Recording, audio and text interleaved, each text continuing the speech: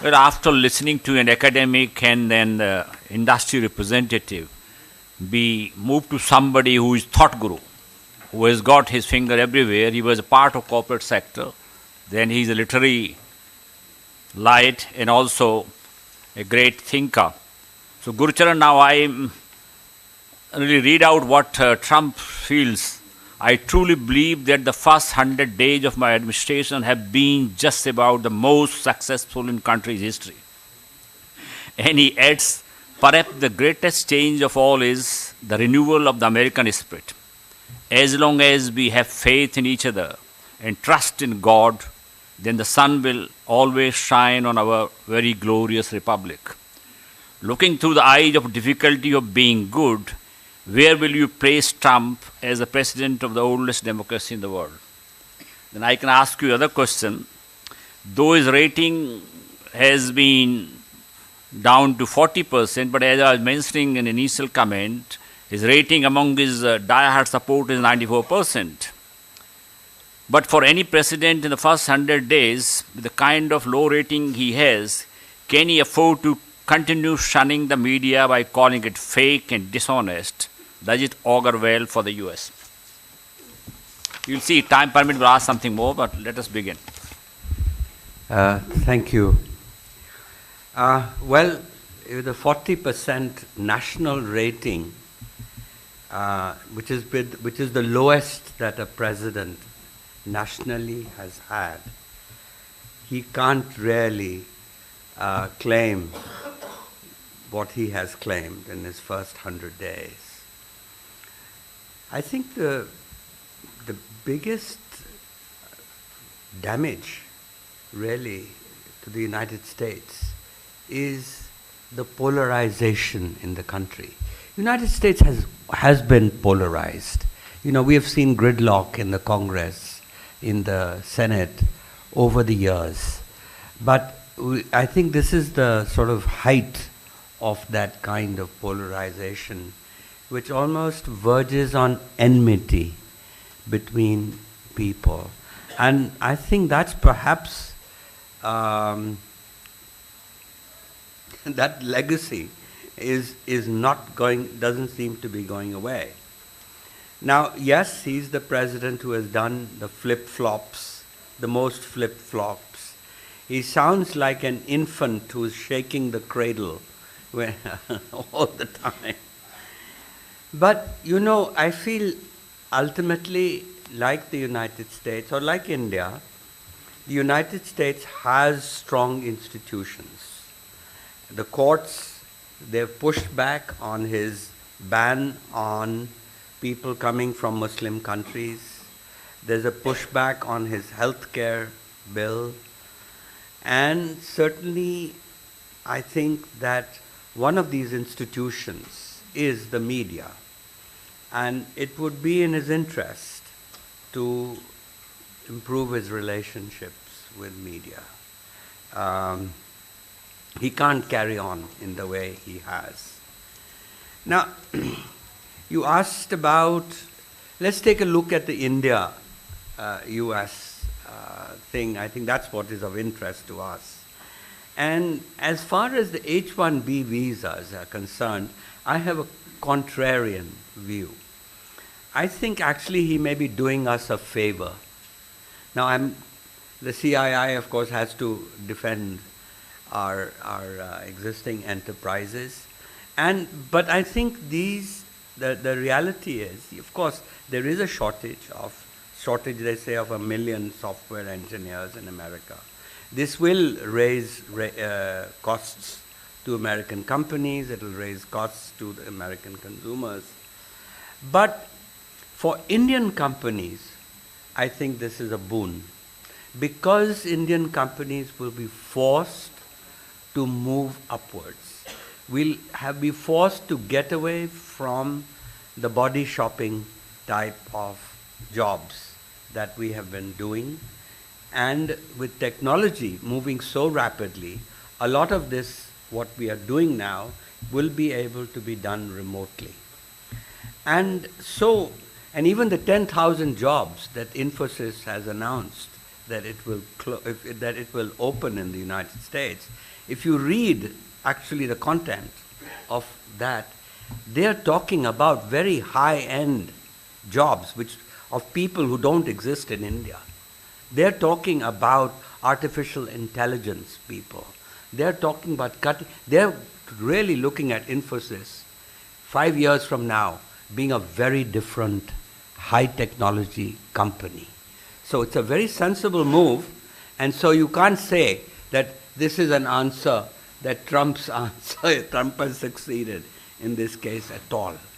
And finally, as an Indian, I would say that the 300,000 plus people that may have to return back to India, for the nation, we will be getting highly trained people, high human capital.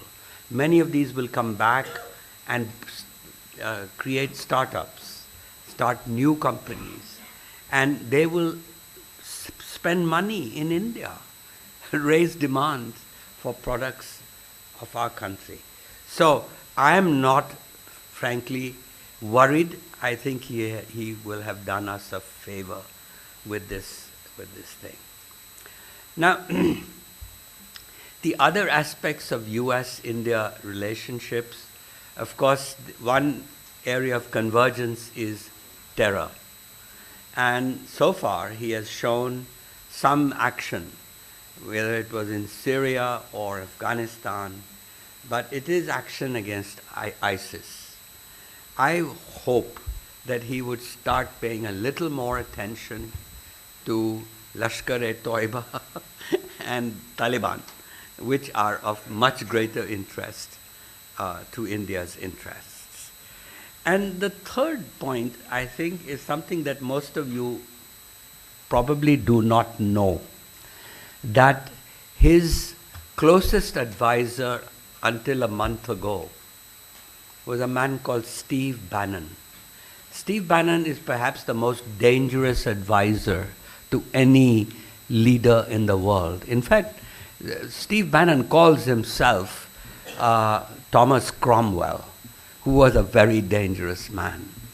Now, what is very interesting about Steve Bannon is that he keeps the Bhagavad Gita next to him. He believes in dharma. He's constantly talking about being a dharma warrior. And the interesting question that for us Indians is that how can a militarist, he's a militarist, he said one day in the Vatican a few years ago that we have to wipe out Islam in the world in order to create a dharma order, in order to restore dharma in the world. Now, this is not very nice news for many of us Indians, but what is very interesting here is how the word dharma is being used by a militarist, as well as it was used by the Buddha, a pacifist, by Mahatma Gandhi, another non-violent pacifist, and how dharma and the Bhagavad Gita lend themselves to this sort of thing. Now, great works do that. And you can't just say he has misread the Dharma and the Bhagavad Gita. He's a very intelligent man. He was third in class at the Harvard Business School, this man Steve Bannon. Anyway, we could go on this subject, but it's a sidelight that most Indians are not aware of, and it's an interesting thing that the fact that his wings have been clipped in the last, in this fight with Krishna. There are two factions today in the White House. There are what you could call the nationalists like Steve Bannon, Peter Navarro, and so on, and the realists who are represented by Kushner and McMaster, James Mattis.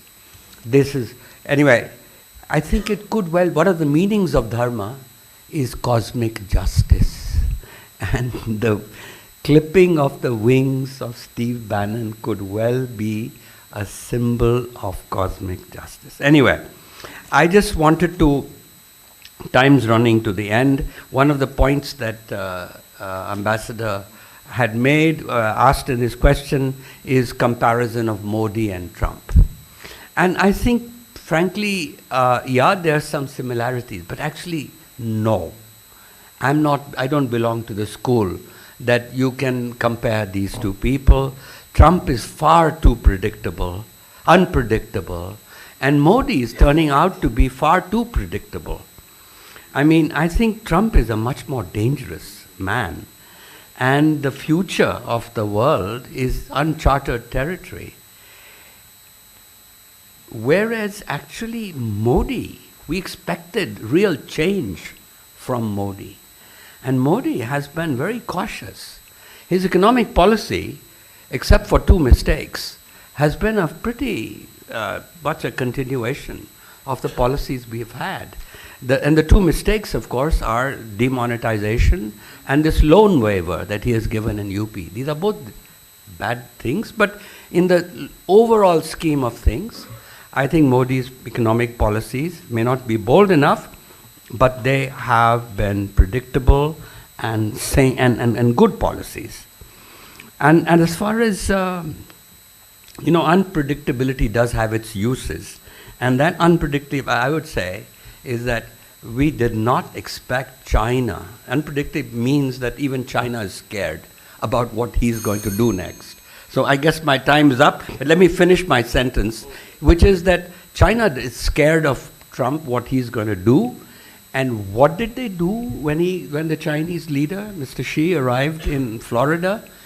He's reassured Mr. Trump, Mr. President, in 3 months, we'll find a way to reduce our trade balance with you by $350 billion. And that we will reign in North Korea. So those 3 months have not passed, but let's hope something will come from that. Thank you.